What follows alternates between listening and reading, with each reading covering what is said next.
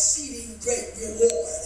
I am exceedingly, abundantly, above all that you could ask for. We're talking about a season of change. A season of change. Isaiah spoke to others, and he said it like this.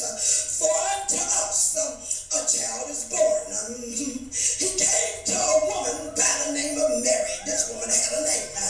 He said, unto us a child is given, and the government shall be upon the shoulders. His name shall be great. God does a name change. Y'all don't hear me this morning. Before he rearranges some things in your life. How many ever had God to rearrange some things in your life? Come on with me now. When God gets ready to do some rearranging, he can mess some stuff up. Some comfortable places that you sit in, he just tear it all up. Walk through there, through the temple, turning tables and just messing stuff up. He's radical like that. He's God and he can do it like that. It's Burger King for him and he can have it his way. He's radical like that. Yes, he is. When God gets ready to rearrange your life, he takes you out of the comfort zone. And he don't do it all at once. Here a little and there a little. But no, for a fact, he's preparing you for something far greater. I'm reminded he'll do a name change too. He said, Abram, no longer will your name be called Abram, but your name shall be called Abraham, for you shall be the father of many nations. Look toward the heavens and tell me how many stars, Abram, you see. He said, if thou can number them, so shall your seed be. I don't know what you're looking for from God, but you better know for a fact the same God of Abram is the same God of you. He says, for thou shalt be exceedingly, somebody say exceedingly, fruitful, and the father of many nations. Sarah, no longer will your name be Sarah, but it will be Sarah, and the Lord will bless you. I'm talking about a word from the Lord. You're going to be the mother of nations, many nations, kings and princesses is going to come out of your womb. Have you ever heard God telling you some stuff that great, and you're looking at the situation and where you're at, and you're saying, how can this be? Seeing that I know not a man. Oh, y'all don't hear me this morning. God says I don't need no man to bring nothing forth for you. He says whatever I want to speak into your life, I'm able to produce. He don't need no man. He didn't need one for Mary. He didn't need one for Mary. Y'all don't hear me this morning. All he did was cause a virgin birth. And up comes Jesus. Oh yeah, wonderful counselor. Mighty God. Prince of Peace. Born in the womb of a virgin. Who said, see and I know not a man. Somebody sitting here this morning saying, I don't know. I don't see how God's going to deliver me. I don't see how I'm going to bring forth all this greatness that he's saying. You know what? If you can't see it, believe it. If you can't believe it, just receive it. Receive thus saith the word of the Lord. I'm reminded of one. He was so determined that he was going to be blessed by God. He wrestled with an angel all night long. His name was Jacob. Oh, yes, he was.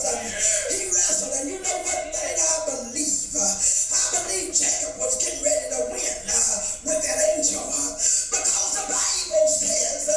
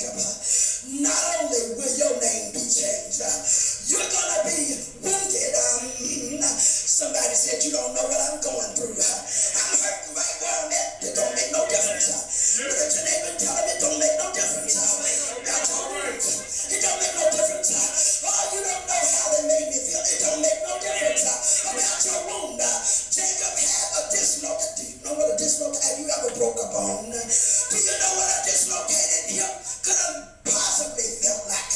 He said, but with that wound, you're going to be victorious.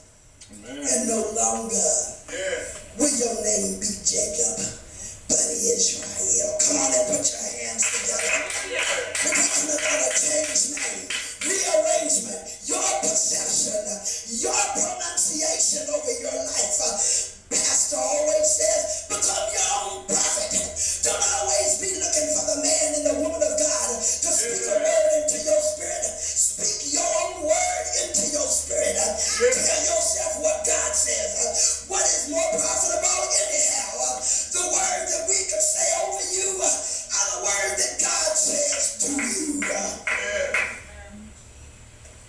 Oh yeah. Let's drop down to the 24th verse. And I'm just about through. Just about through. Somebody is looking for change in their life. Somebody's looking for change. And you can have it if you're willing to fight for it. Yeah.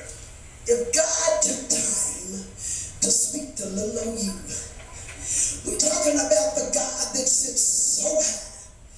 He sits higher than the heavens. And the Psalm says he humbleth himself out of the mighty, glorious throne of glory to come give you a word. To come give you a word. To give you an anointed rhema word. Wherever you at, you can have change. Look at verse 24. And the woman bare a son, and called his name Samson. It came to pass. Look at your neighbor and tell him it'll come to pass. It'll come to pass. She had a son and named him Samson. And the boy grew. He grew. And the Lord blessed him. And the Spirit of the Lord began to move him at times in the camp of the Danites. Come on and put your hands together. I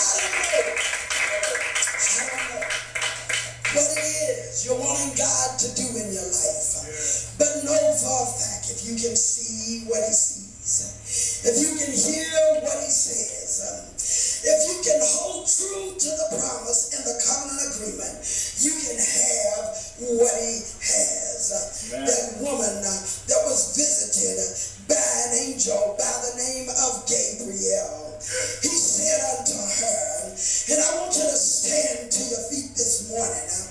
Put your name in the place of a woman in the text. But we're going to say what God said through an angel by the name of Gabriel. Hell, put your hand on your wound. Hell, men got a wound too. Oh, yes you do. Yes you do. Yes you do.